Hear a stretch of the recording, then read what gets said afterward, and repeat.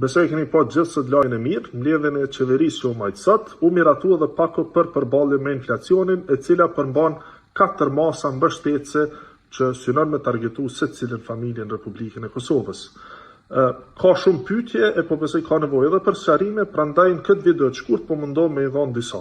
Sa i përket asaj se kur pritet me u bë ekzekutimi, siç e tha edhe kryeministri, pra për pensionistët, pra për pensionmarrësit, si dhe për fëmijët që janë në skemën e shtesave për fëmijë, po synojmë që ekzekutimin e shtesave të njëhershme me e bë në fillim të javës së ardhshme, mundësisht pra para festës së Bajramit. Ndërkaq për 2 kategori tjera, pra masat për mbështetjen e studentëve, si dhe masën për mbështetjen e punëtorëve që nuk janë në sektorin publik apo punëtorëve të sektorit privat, synimi është pra që javën e ardhshme të hapet aplikimi e pastaj varësisht nga procedurat si dhe koha që nevojitet për verifikim do të bëhet edhe ekzekutimi në ditët në vijim.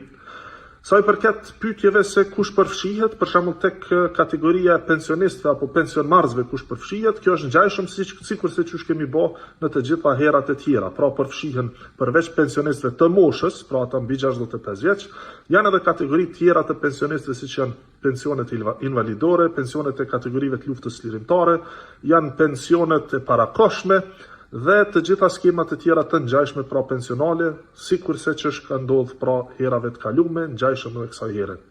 Tek shtesat për fëmijë kualifikohen pra të gjithë fëmijët që janë në skemën e shtesave për fëmijë aktualisht. Tek studentët pra kualifikohen të gjithë studentët që studiojnë në universitetet publike dhe private në Kosovë dhe që janë të rregullt dhe aktiv. Ndërkaq tek punëtorët e sektorit privat, kjo shkon edhe më gjerë, pra janë të gjithë punësuarit që janë të deklaruar në administratën tatimore të Kosovës, si të punësuar, që punojnë në sektorin privat, në ndërmarrje publike apo edhe institucione të tjera të cilat pra nuk janë pjesë e buxhetit. Pra, nëse nuk marrin paga direkt nga buxheti i Republikës Kosovës, atëherë gjasat janë që kualifikohen. Një kriter tjetër shtesë, pra tek kjo kategori është që të ardhurat mujore të punësuarit sektorit privat duhet të jenë më të ulta se sa 1.000 euro në muaj në mënyrë që të kualifikohet.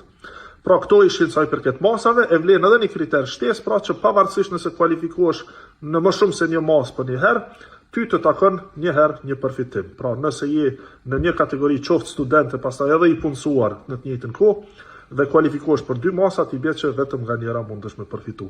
Kjo ishte sa i përket disa sqarimeve, sa i përket masave nga pakoja për përballje me inflacionin, e besoj në ditët në vijim mund të kemi edhe sqarime shtesë. Faleminderit.